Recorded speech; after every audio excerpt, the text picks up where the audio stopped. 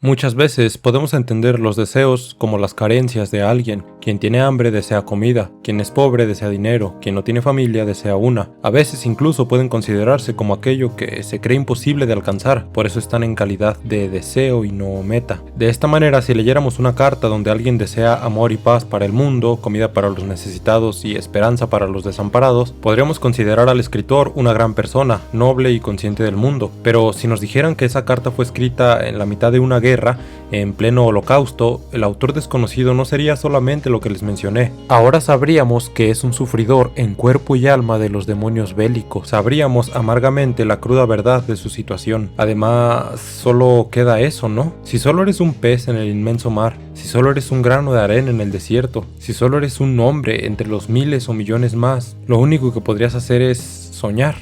Pues solo eso tienes ante la impotencia de ser uno contra miles o millones. Tal como la pequeña Marjane le dice a su abuela: yo, Marjane, futura profeta, he decidido: primero, todo el mundo debe comportarse bien. Segundo, todo el mundo debe cumplir su palabra. Tercero, todo el mundo debe hacer el bien. Cuarto, los pobres deben comer un pollo asado todos los días. 5. Ninguna anciana sufrirá más. Imaginemos la de situaciones que ha visto esta niña para desear semejantes cosas. Todo esto es un poco parecido a aquello que una vez leí sobre las noticias, que de hecho sería peor si lo que nos llamara la atención en los noticieros fueran los hechos benignos, porque significaría que lo que reina es el caos y la destrucción. Algo así. La película nos pone en la perspectiva de Marjane Satrapi, una pequeña niña iraní que tiene que vivir los horrores de la guerra y la lucha de ideologías. Es curioso que nos pusieran en este papel, porque al principio Marjane es solo una niña quien no puede ir a la guerra, ni tampoco, a pesar de que lo intente, puede comprender muy bien todo lo que pasa. Después crece y tiene que vivir el infierno y la sumisión solo por ser mujer en esa época y ese lugar. Como siempre llevar el velo, por ejemplo. Tal vez si ella hubiese sido varón, hubiéramos visto lo que los ojos de su amigo de la infancia vieron, y hubiera terminado como él, en silla de ruedas, con traumas físicos y psicológicos, sin mano ni pie. Una historia igualmente trágica, o incluso peor que la de ella. Historia trágica como la de casi todos en este mundillo, pues sí, nos ponen en los pies de Marjane Satrapi, pero tenemos que tener en cuenta que su historia no es especial, afortunada en comparación a la de otros e igualmente trágica en comparación a la de otros. Ella solo es una más de las miles o millones de personas que tuvieron vidas similares. Ella bien puede ser alguien que vivió en la fortuna o en la infortuna, dependiendo del punto de vista y la comparación que hagas. Sus vecinos, por ejemplo, recibieron un misil y murieron. Si les preguntas, Marjane es afortunada. Si me preguntas a mí que no he tenido que pasar por los horrores de la guerra, te diré que su vida es tremendamente desafortunada. Cuando uno reflexiona sobre todas estas cosas, citas como la de todo es relativo, no en el sentido físico, cobran un gran y profundo significado. Hoy vengo a dar mis pequeñas reflexiones sobre la cinta del 2007 basada en un cómic, Persepolis. ¿Quién es Dios para Marjane? Claro, clásicamente podríamos decir que es el sabio barbado que se aparece en las noches y le da consejos de vida y tal, pero si te fijas, este dios no actúa como tal, sino que más bien corrige por medio de la palabra los pensamientos que a su vez mutan en acciones. La primera vez le dice a la señora Satrapi que el deber de la justicia es de él, y el deber de ella es perdonar, y ésta así lo hace. Va y le dice a Ramin que lo perdona, pues él no tiene nada que ver con los asesinatos de su padre. Este, sin embargo, le responde: no es un asesino, mató comunistas que son el demonio. Vamos a ver, un pensamiento así, desde tal edad temprana, es relativamente fácil de quitar si se apura, pero si este niño crece y conserva estos pensamientos, será muy difícil cambiar su mentalidad, y como él seguramente habrá miles más. Es como el dicho de árbol que crece torcido jamás se endereza. Cuando lo analizas, un comentario tan simple como el de aquel niño puede decirte demasiado sobre el mundo en el que vive o sobre las cosas que ve día a día. Pero volviendo a Dios, su segunda aparición me gusta mucho porque nos dan este conflicto que a mí me interesa demasiado. Es todo este tema de Dios nos ha abandonado. Y aquí tengo que decir algo, este conflicto generalmente truena en la cabeza de alguien hasta que el abandonado es él. No solo pasó en esta cinta, también en la vida real pasa. Pero miremos el ejemplo de la película por no mencionar otras cosas. Marjane ha oído historias de gente inocente que muere, personas sumidas en la miseria, y sin embargo jamás pensó eso de ¿dónde estaba Dios? O Dios nos ha abandonado. No, fue hasta que pasó algo que le afectaba a ella directamente hasta que se cuestiona esto. Dios me abandonó. Ese es el problema de tanta gente, se encierran en una burbuja y no son capaces de ver o sentir todo el sufrimiento, todos esos lamentos de desesperación que hay allá afuera. Toda esa gente que lamentablemente nace y muere en hambre. Pero hey, Dios nos abandona hasta que me pasa algo a mí. Marjane está triste, mirando el techo de su habitación, cuando gentilmente Dios le dice: ¿qué pasa, mi niña? No estés triste. Y ella reprocha: cierra el pico, le han matado y no has hecho nada. Yo no he sido, han sido los hombres. Cállate, no quiero verte más, vete, vete, vete. Como lo mencioné, básicamente es este conflicto de Dios nos ha abandonado o no ha hecho nada. La próxima vez que vemos a Dios, le habla a Marjane para básicamente motivar y sacarla de esa depresión. Depresión que, sin temor a equivocarme, puedo decir que viene por dos razones. Primero, toda su vida en Europa puede considerarse un fracaso. No hizo realmente la gran cosa. Su amor la traicionó y ella solo estaba allí en cuerpo, pues su mente de constante pensaba en su antiguo hogar y los problemas. Y segundo, la impotencia y frustración que le generó que después de haber salido de Europa y volver a su pueblo natal, no es que hallara un oasis ahí, todo seguía igual o incluso peor. Viaje al extranjero y regreso. No puedes tapar el sol con un dedo. Esta es una pequeña frase que nos abre las puertas a esta sección del video, la que habla un poco de todo este viaje de Marjane Satrapi a Austria. Sus padres decidieron mandarla al extranjero pues temían que acabara en prisión o muerta por sus ideas.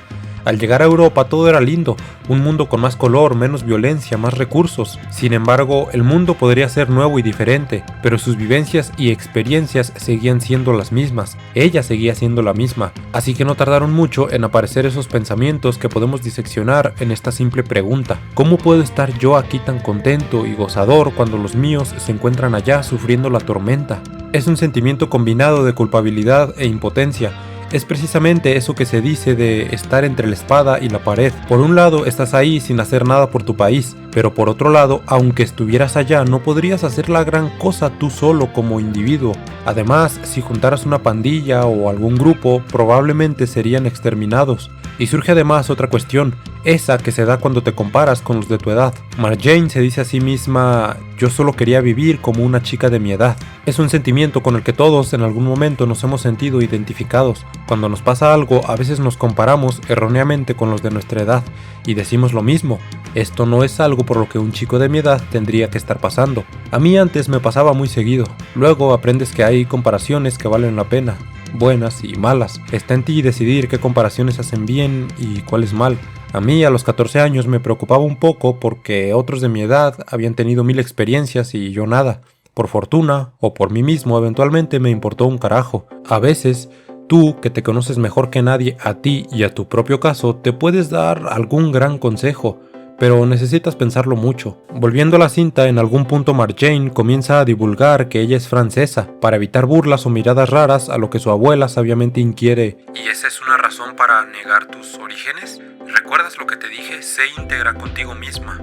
De cierta manera estoy de acuerdo con lo que dice la abuela. Es siempre preferible, más bien siempre es mejor nunca negar lo que eres, lo que te gusta, de dónde vienes y lo que quieres lograr. Siempre es mejor debatir y discutir con aquellos con quienes te quieran tratar de menos por todo lo que mencioné. Más adelante, cuando Marjane se enamora de Marcus y este termina engañándola, pasa algo muy chistoso, y es que ella recuerda en retrospectiva la relación y se da cuenta de que él era más feo y peor de lo que recordaba, además de tener tantos defectos y cosas que le desagradan. Digo que es chistoso porque así pasa en la vida real, y es normal porque cuando uno está enamorado de alguien, los defectos de él o ella los minimizas inconscientemente, los pasas por alto. No lo digo yo, lo dice la ciencia. Luego de esto, claro, Marjane Satrapi decae, pero no creo yo que solo sea por esto de volverse venada, cornuda pues, sino por todo lo que conlleva, y esto sería el precedente de su depresión, como comenté hace unos minutos. Vuelve a casa, pero no es una casa como la mía o la tuya. Su casa no es un paraíso, su casa es un lugar extraño. Sí, no es igual de terrible que antes, pero sigue siendo un lugar muy áspero y agitado, de tal suerte que deja su vida en Europa, de la cual no sacó sustancialmente nada provechoso y de la que volvió devastada, para llegar a su antigua vida, la de su niñez, que sigue siendo deprimente y últimamente monótonamente deprimente. Por suerte, hay algo que tenemos los humanos, una cualidad muy linda, muy especial. de entre muchas otras que poseemos. Los días pueden ser monótonos, nuestra casa, nuestras calles, nuestras ciudades, nuestros estados. Todo puede tornarse en repetitivo, pero nosotros podemos elegir hacer cosas diferentes, podemos optar por no ser repetitivos. Pero eso sí, tenemos que ser fuertes y capaces de dominarnos para cambiar, ya sean nuestros hábitos, nuestra manera de ver el mundo, de organizarnos, de ser, de todo. La película nos da una muestra de ello. El mundo era oscuro, pero ella decidió levantarse y brillar. La ahora señora Marjane, luego de superar su depresión y pasar unos cuantos años, se hace con un amor que lleva por nombre Reza, pero al poco tiempo ya no lo soporta, terminan divorciándose. Marjane le dice a su abuela que ya no quiere seguir casada con Reza, y la abuelita, que para este punto ya es claro que de tonta no tiene un pelo, jovialmente dice, incluso casi en burla: «Eso es lo que es tan terrible, pensaba que había muerto alguien, tantas lágrimas por un asunto de divorcio». No voy a explayarme mucho en este comentario, solo diré que ese comentario de la abuela, en la mayoría de los casos, no siempre, tiene de hecho la razón. El mejor final. ¿Qué esperabas? ¿Campos, florecillas, un tipo apuesto con corbata y una boda? El final de la película me gustó tanto porque se apega a la manera en que nos narraron la cinta, realista. Por eso dije hace un momento eso de ¿qué esperabas? ¿Algún plot twist? ¿Algún final triste? ¿Algún final feliz? Pues no, lo que nos dieron no es el fin ni el comienzo, sino solo otra etapa más, otro día más de aquella extraña, movediza y agridulce vida. Nada especial, solo la vida de una persona más de aquella época. Sí, ella tenía sus inquietudes intelectuales y lo expresaba, pero probablemente no era la única. Ella solo tenía el valor de decirlo, de suerte que no acabó encarcelada o fusilada como probablemente muchas otras o muchos otros sí. Y esto es lo que me gusta tanto de esta cinta, porque no nos mostraron a Marjane como una revolucionaria que acabó volviéndose rica, poderosa. No, nos mostraron simplemente una vida común y cualquiera de una persona de esa época.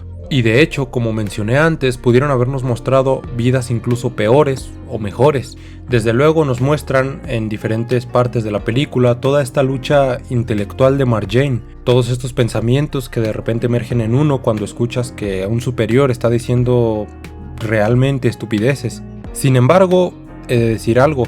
Creo que Marjane no es la única, puede que sea la única que lo diga, pero no por eso es la única que lo piensa. Probablemente hay miles y miles y miles más de bocas cerradas que, como ha pasado en la historia, o son calladas antes de que digan algo al público, o nunca dicen nada, o son exterminadas cuando su influencia comienza a afectar a las personas. Porque si nos hubiésemos puesto en las botas de su amigo de la infancia, la película hubiese sido 1000 veces más cruda, 1000 veces más terrible. Hubiéramos visto cómo alguien es obligado a ir a la guerra, cómo alguien abandona a su familia, cómo alguien lucha por su país y finalmente cómo alguien queda en silla de ruedas y vuelve a su país para vivir una vida, ya sabes, con marcas que la guerra dejó para siempre en ti.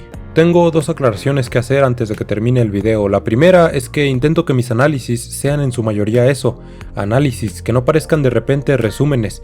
Obvio, siempre hay que mencionar eventos y sucesos, pero según yo lo que tiene que primar es la reflexión, no la rememoración. Y segundo, como mencioné al principio, mi PC principal sigue sin funcionar, por lo que este video tiene una edición bastante pero bastante sencilla, lo cual ahora mismo es malo, por lo obvio, pero también porque este 23 de noviembre esperaba subir por fin la segunda parte del análisis de la carrera musical de Eminem, así que quería hacer pues algo lindo de aniversario, pero sin la PC potente no podré hacerlo porque pensaba ponerle todo el poder de la edición y que quedara visualmente muy atractivo, pero pues creo que no podré hacerlo.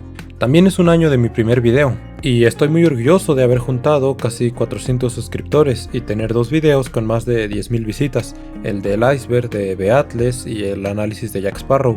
Sin embargo, me gustaría darle un consejo a cualquier persona que vaya a empezar en YouTube, y es que no intentes comparar tu éxito con el de otros, ¿sabes? Porque yo al principio dije, bueno, si yo después de todo un año no logro superar 1000 suscriptores, tal vez signifique que no soy bueno para esto o algo así. El punto es que después, conforme fueron pasando los meses, me di cuenta que a pesar de que había quienes habían llegado en un solo año incluso a 100.000, a 1.000.000, no tenía por qué compararme con ellos. Justo como dije en una parte de este video, unos minutos atrás, hay comparaciones que valen la pena hacer, hay comparaciones que no vale la pena hacer. Y bueno, es eso. Si estás en un canal, no te desesperes. Conforme más tiempo llevas y más haces, más rápido comienzas a crecer. Y bueno, sin más que agregar a mi reflexión rápida de esta película, yo soy Ronan Marcus y nos vemos en otro video.